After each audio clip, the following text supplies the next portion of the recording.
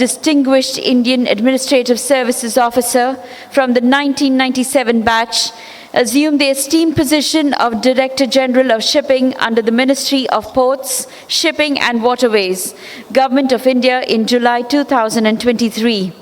With a rich and varied career trajectory, he has held pivotal roles across different sectors and regions, showcasing his exemplary leadership and administrative acumen.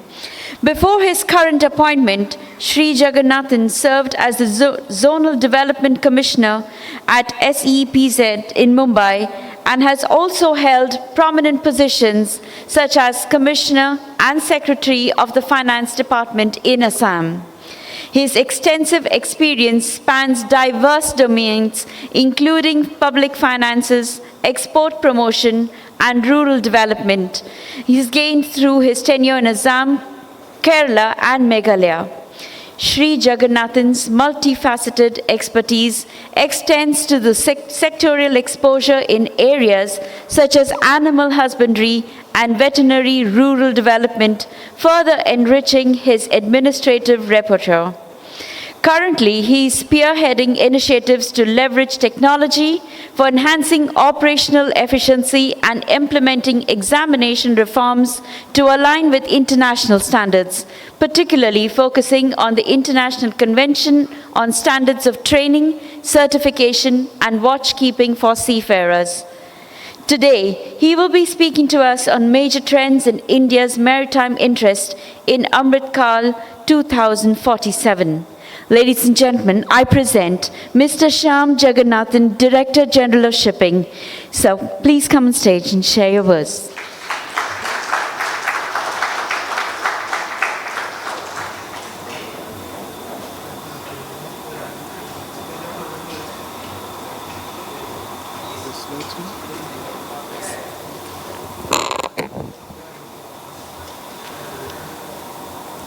Namaskar.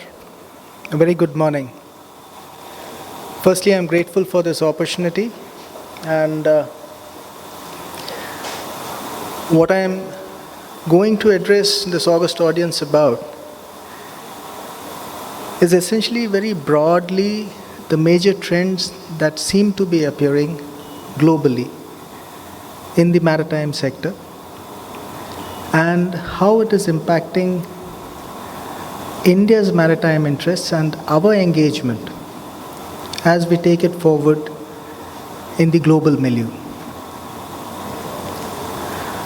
This is the amazing Indian story that I have been telling. You have been hearing about India making it to the third largest economy by 2027. This is what it will look at the end of 2047. And it's not just one study. There are a total of 7 to 8 projections where India at the end at 2047 will be the fastest growing, largest economy.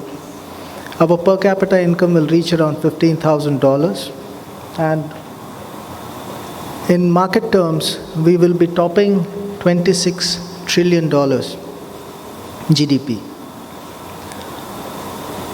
This is a phenomenal growth story where you will be the youngest nation. You will be the most stable and vibrant democracy. You will also be perhaps the only voice of certainty in such uncertain times. So it's not India looking up to the world, rather it would be the other way around, where you would be leading and setting the global agenda in multiple sectors, implying we shouldn't be lagging behind while we are taking forward the Maritime Connect 2. Of course, it's easier said than done. If you look at just a week back, they published the Sustainable Development Goals and the situation there. We as a nation are featuring in the ranking lesser than Bhutan, Maldives, Sri Lanka, and even Bangladesh. And why I took the names of these countries is because they are practically around the same physiogeographic location. implying again that there is a substantial effort that needs to be done to bring the country, its citizens, to a certain level when it comes to these globally agreed, achievable goals meant for the entire humankind. A little bit of backslapping. I should congratulate all of you because you are all contributors to our maritime sector. This was the first ever IMSA's audit. And India has not only commendably demonstrated its compliances to all the IMO conventions and instruments. Suffice to say, there were no major observations, just two findings showing that we are compliant with the IMO and perhaps one of the most well-structured and organized maritime nation globally.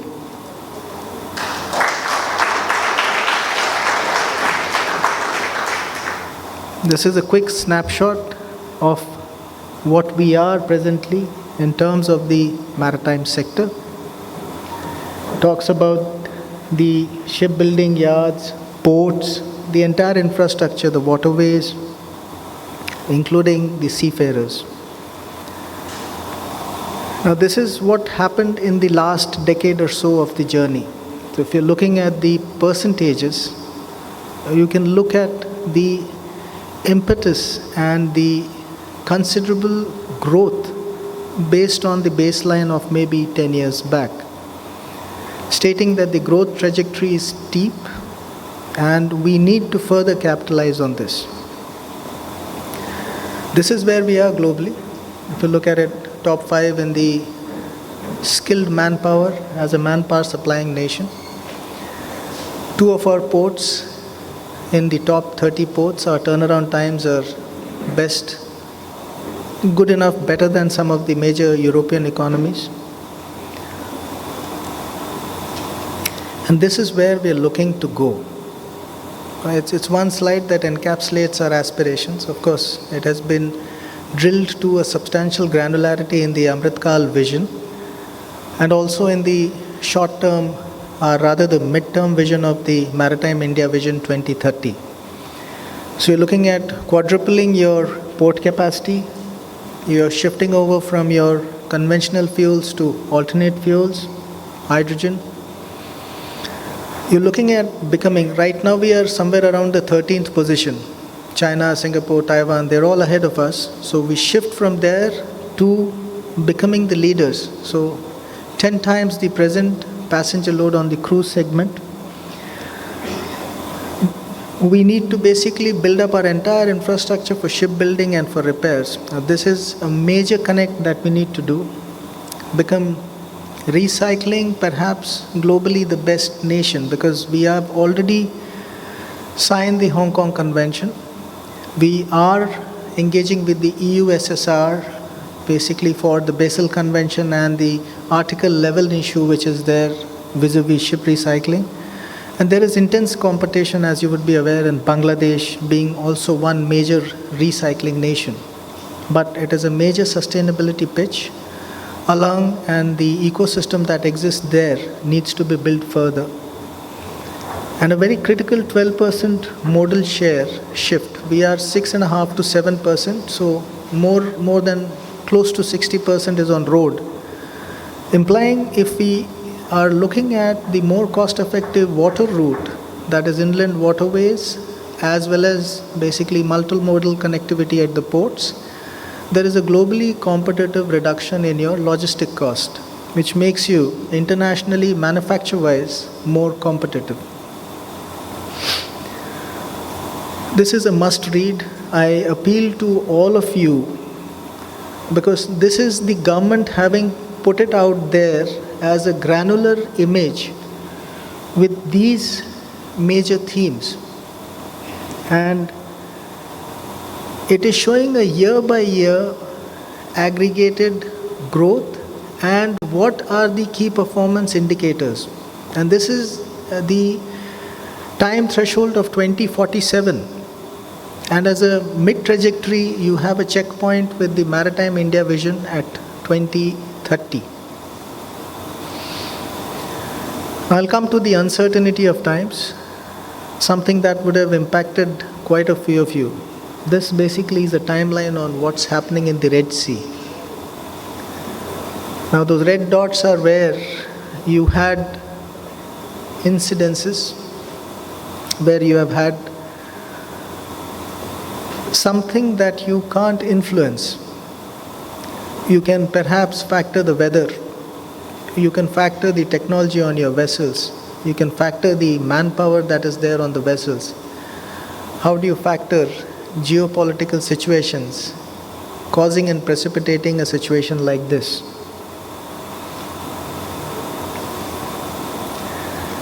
A little bit of granularity in the incidents, and these are among one of the many. So if you see what happened with Strinda, it's struck by a missile, it ignited the cargo tank, and the firefighting effort by the shipping staff resulted in extinguishing the fire. You look at this was quite recent. This had a vessel which has a crew of 20 people, and the aftermath. I would want to request you to put your hands together for this very commendable work the Indian Navy has done.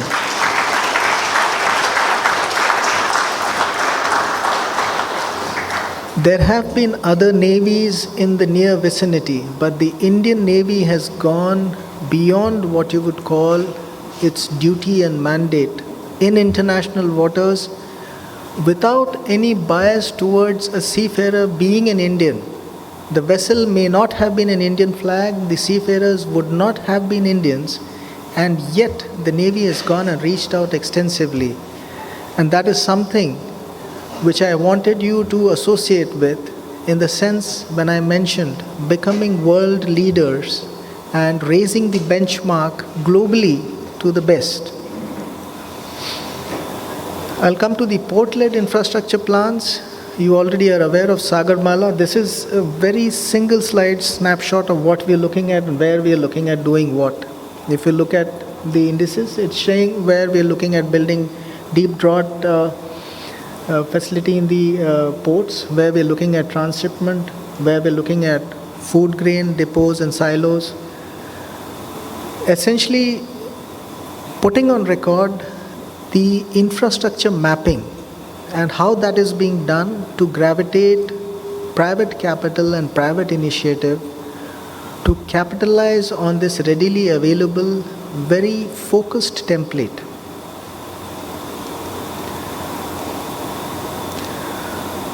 This is what I had said was part of the quadrupling. So if you look at the Vision 2047, it's 10,000 MMTPA. And this is something all ports are being asked to do. Since the government has been inefficient in handling ports, turnaround times, etc., most of our terminals are now being bid out on public-private partnership. So you would see faster turnaround times, more efficient handling. And since it's bringing in the efficiencies of the private sector, you will also have more infusion of technology in terms of automation, initially semi, and then later on it will completely be automated in ports where the necessary traffic density and cargo density exists. Now this is one slide which I wanted to basically show. If you look at the top part of the right hand side, you will see what kind of freight was being handled by major ports in the government sector, and how when it is coming down to the financial year 23, you are seeing the dark blue part recede and the yellow part increase. The yellow part is what non-major ports, a majority of them private managed ports, handle. You're seeing this transition, and this is basically where the government is facilitating and regulating rather than basically stifling. And this is the growth story and the trend we would want the maritime sector to latch on to. This is one of the trends, in the sense, one of the major players in the port sector, Adani, how they are looking at the APSEZ, the Adani Ports Special Economic Zone. If you look at the entire 360-degree spectrum handling, they're looking at trains, they're looking at multimodal logistic parks, grain silos, warehousing, rail, and even marine flotillas for your vessel repairs or for ad hoc works. The basic idea is provide the right kind of a mix of smart, effective, and professionally efficient infrastructure to handle the port operations and give connectivity from the port to the hinterland so that you have the present emphasis on port-led industrialization, better port connectivity, better receipt of cargo, evacuation of cargo, clearances. This, of course, is the trend that is developing around. You're not going to have maybe niche ports for coastal voyages, for river sea vessels, for smaller voyages, yes, but you are looking at mega ports happening, and they're happening globally. So also would they turn around and happen in the Indian coastline too. This is a bit of propositioning as to how we are pitching ourselves along the global maritime routes. If you're looking at why we are looking at us as a transshipment venue, where we are pitching ourselves, and how do we handle both eastern and western coastline. Of course, the slide says east and west the other way around. I could notice that smile. And if you actually look at it, it says XX% of, so it's still something where even perhaps the geography is not right.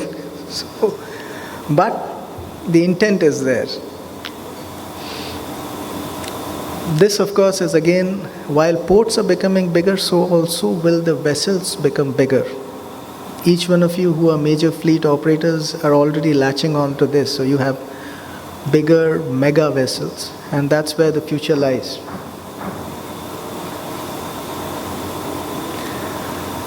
Now, this is essentially the baggage of action points which ports have been given a mandate to connect with. And it's quite a handful. If you look at it, it's cargo diversification, capacity utilization, containerization being increased, but ubiquitously including green and sustainable operations. This is in a single slide all the major port infrastructures are engaging with as a cognitive whole while we evolve. Sagarmala, of course, is the government initiative, and why I have put it out here is you can see the phenomenal amount of work and the kind of capital that has been put in.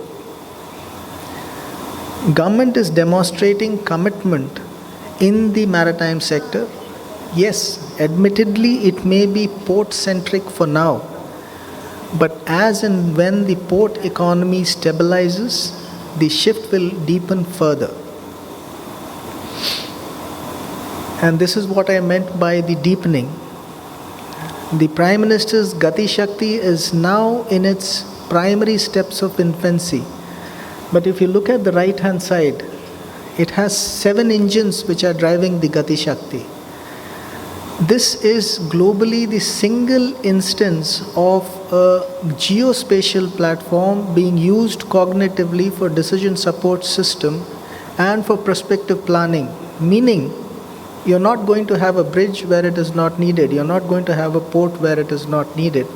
You're not going to have the necessary energy supply lines where it is not needed.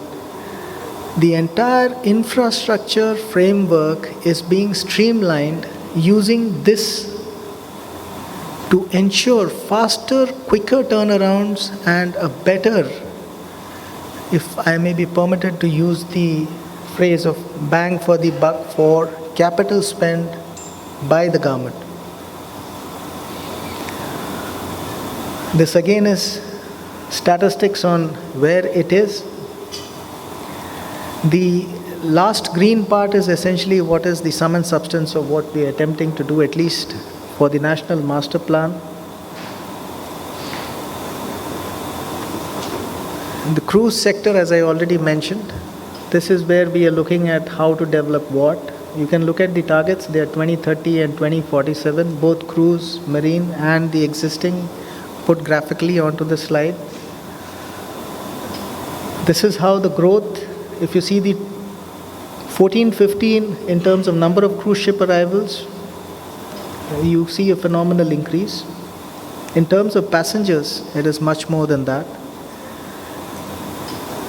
It's still in evolution, like you having the international terminal being done here itself in Goa, yet arrivals for cruise vessels is less than optimal.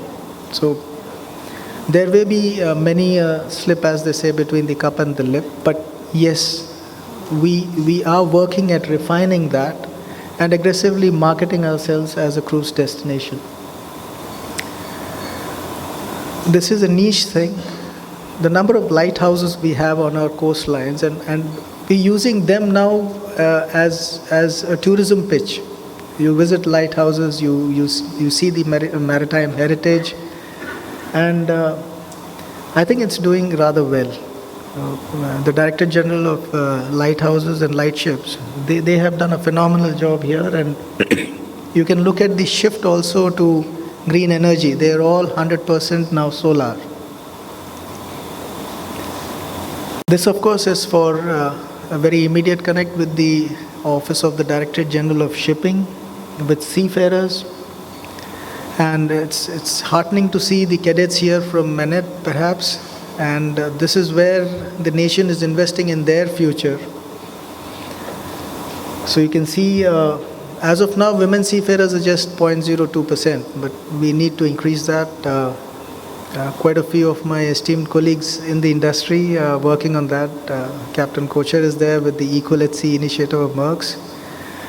Very phenomenal global benchmark of a diversity, equity, inclusion plan, which I have been examining quite closely, and also setting up state-of-the-art training with Amrit.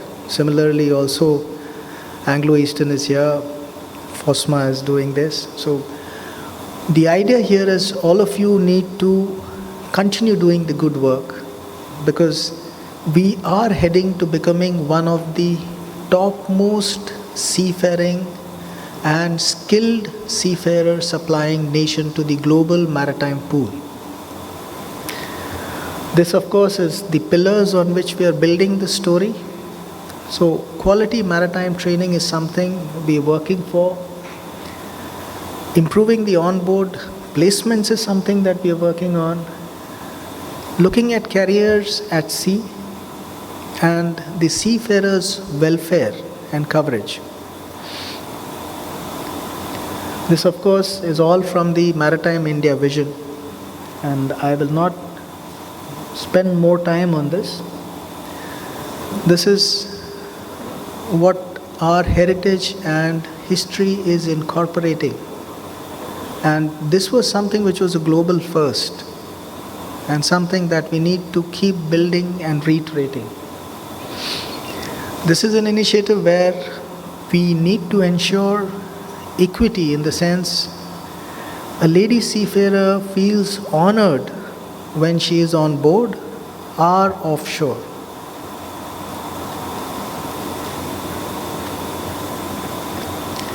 This was launched officially in the GMIS. Most of you would have perhaps been there at that venue, and this is something I would be connecting with, because we are presently in the works of defining the action plan and how we associate that with our stakeholders.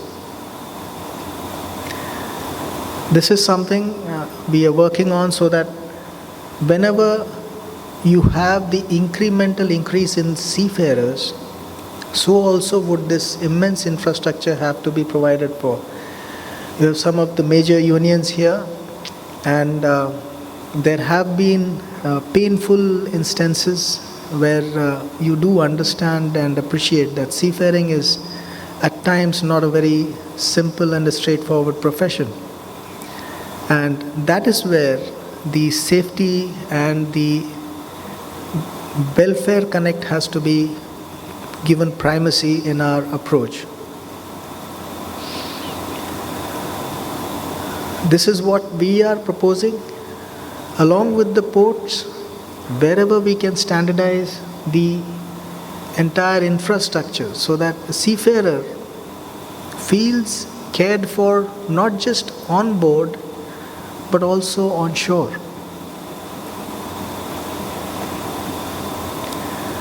We are looking at an active grievance redressal module which can react real time to any situation globally. This is the mandate given by the government. If you look at earlier when I showcased what Indian Navy has done, it is that same progressive engagement beyond business as usual scenario that the government has mandated all operational heads to reach out to, and that is where we are propositioning this real-time grievance redressal system. It is still a work on the table. We will be doing extensive stakeholder consultations with management firms, with seafarers, with other stakeholders to fine-tune this as we take it along. I have an antiquated web interface, that is the Directorate General of Shipping, is on a very old technology stack. We have been multiple number of times engaging and getting this feedback, and the problem here is government procurement systems have a lag time. That gestation, I would request you to be kindly patient with us. We can't replace it because if you look at the red arrow, at any given instance, even while I speak, there would be close to 3,000 to 4,000 concomitant users on this website. And I cannot just, it's like a bypass surgery. So if I replace it and I do it in a hurry, I will be causing more of anguish and pain in the system rather than anything help. But as I said, while we are working towards an effective grievance redressal system, we are also upgrading the entire technical platform. This of course is the architecture. I'll not spend much time.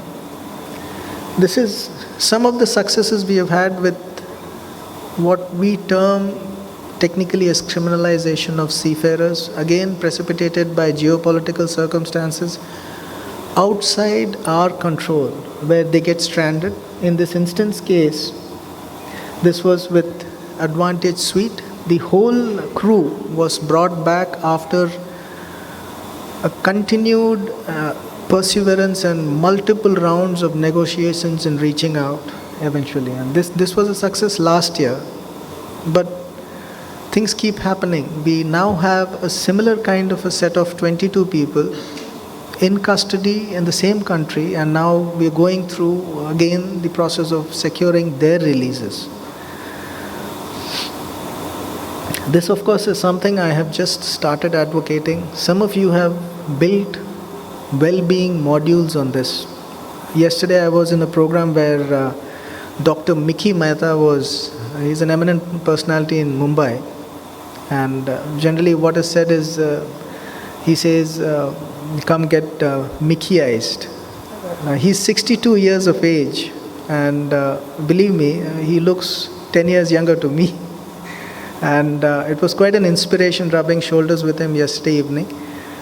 The fact that I am trying to showcase here for a seafarer or for, in fact, on a larger canvas, any of us, these are basically the components that we need to connect to for our own personal well-being. If there is a happy you, then probably you are a citizen who can contribute. I met one of my colleagues and I could sense several strands, and probably I'll work towards that, because these are the issues we need to work to, and we will need to work through as a team. Everything may not seem right, but at least positive engagement with the first step forward, because I firmly believe a journey of 1,000 steps or 1,000 miles has to start with at least one step. You don't start, nothing moves. This again is something in the nature of wellness. we have a rich cultural tradition. The Honorable Prime Minister has been talking about this. Yoga, not just for the seafarers, it brings you that eternal balance of what you call life skills and the challenges that life throws at you. And you find yourself more better rounded while you are taking on those challenges and approaching things. Of course, I mentioned the website. This is where the e-governance project is. It's just yesterday we have uploaded the technical bids, and hopefully we'll be opening the financial bids tomorrow, day after, Monday. So if possible, DG Shipping may be able to announce that we are awarding the contract. And if it is, I thank you for the applause, but there's always you need to hedge yourself. It is essentially a single tender, so then again it goes through the public procurement processes, and good possibility that you'll need to reinvent the wheel all over again. But I think some of my esteemed colleagues like Captain Saab there, Tandon Saab, is basically supporting us in at least the SPFO, then in the SWFS, and I'm grateful because all of you as lead advisors and handhold the administration to translate as much as we can. This, of course, is the entire ecosystem which I was time and again told about, the RPSLs and how they have eroded basically the value and ethos in how you're putting manpower on board. We're working towards redoing this module also. Maybe 7-8 months hence, when we are interfacing, I can perhaps come back with a good report card of saying that we have commissioned something. This is the architecture, of course. This is what I was talking about with the Shipbuilding Connect. If you look at basically the entire 93% of the global shipbuilding is China, Korea, Japan. So where are we featuring? The green in India is only for the ship recycling. Shipbuilding, we really don't feature much, because if you look at the dark blue, it is talking about building. The light blue is about ownership, deadweight tonnage, and the red is about your registration. So there's a lot of homework that needs to be done in this particular area. And you're going to build, as I said, bigger ships, more complex ships, because you're moving away from the conventional fuels. And these are going to be proprietary technologies which people are not just going to... You may talk eloquent about ethanol, methanol, ammonia, but who builds? And how do you ensure that these vessels serve the purpose? This, of course, is the 2030 vision and what we have put across as aspirations. So we are positioning ourselves as top 10. But as of now, perhaps our response is rather lukewarm. It's a matter of fact that we do not even have our own shipbuilding research and design institution. All the three economies I spoke about, China, South Korea, Japan, they all have sovereign funded institutions which have been there for 50 years plus. We had one in Visakhapatnam, it just got wound up. So we probably have to start all over again. But that apart, some of these shipyards have been doing phenomenally well. This initiative is something which again is a global first. Cochin Shipyard is leading from the forefront. This is again, it's India's first fully indigenous hydrogen fuel cell catamaran ferry, very recently inaugurated.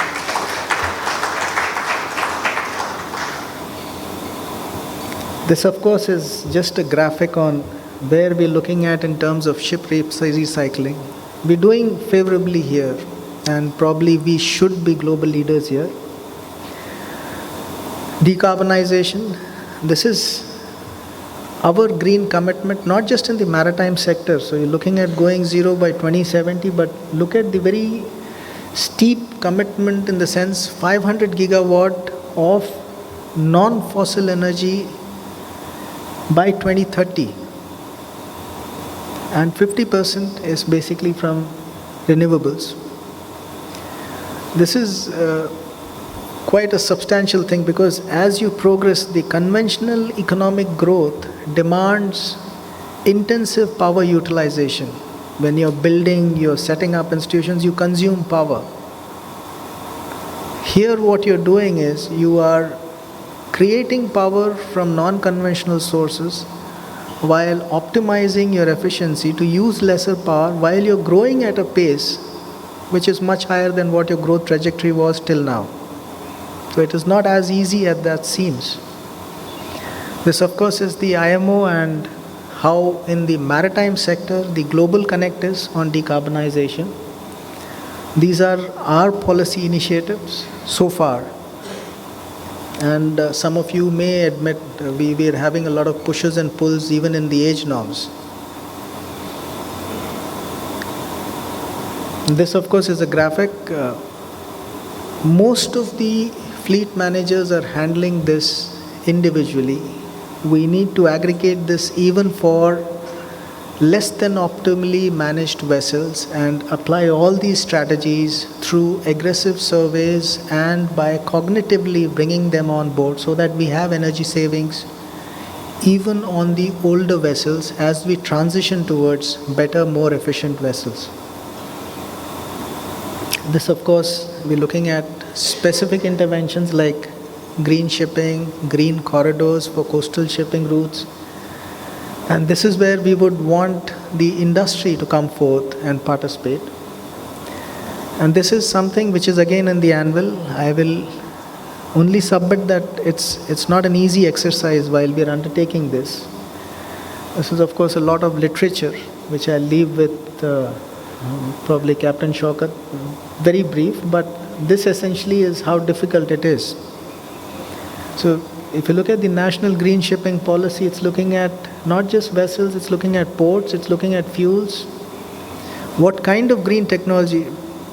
If you look at how tradable the green technologies, you'll realize how difficult it is to talk to another economy which just doesn't want to ensure any manner of technology transfer. They call it as an intellectually protected propriety, and even though it helps in furthering global goals, there's still a commercial angle to it. So you come to basically green finance, and this includes both lower cost capital for greenfield ventures in green technology, but also it talks about what kind of market-based mechanisms would be there to ensure that more and more green is happening. And this, of course, is digitalization. I had half a mind when Captain Shaukat had reached out to me that instead of flying down from Mumbai, I could probably connect digitally and ensure that the presentation is supplemented by 200 pages of text which perhaps nobody would read. But then I thought that would be missing the human element of just being here, rubbing shoulders with you, listening to anything that basically is there, and ensuring or at least assuring you that the government is here at your service. It's not the other way around. This, of course, is something big that is happening, the Maritime single window.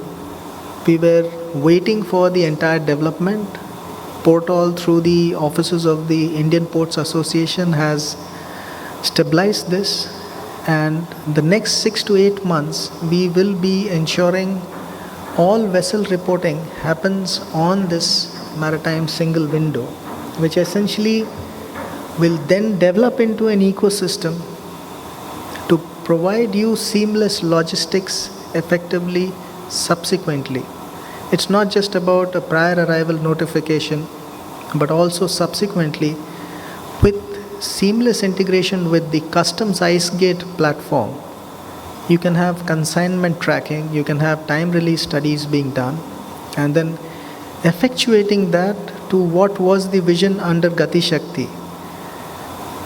Increasing your logistic efficiency, reducing your logistic cost, making yourself more and more globally competitive. This, of course, is the last part of the digitalization trend. These, of course, are something I showcased in GMIS a long time back, and most of the companies would do well to latch on to these. I just wanted to showcase what's happening globally. So you're talking about AI, ML, you're talking about autonomous ships, you're talking about completely minus the human element, cognitive neural systems which are compatible with a decision-making loop internally. I mean, not relying on any human support. And this is again another journey and another trend that one would have to capitalize. Of course, this is something from a study done by LR on how much of the market does grow, but if you for artificial intelligence, but it's essentially a trade-off financially. That's what is, how much do you cut down on the crew, how much of the workload can be automated and decision making done, and how do you apportion resources and commit resources to spend less and earn more. Thank you so much for the patient hearing. Go ahead.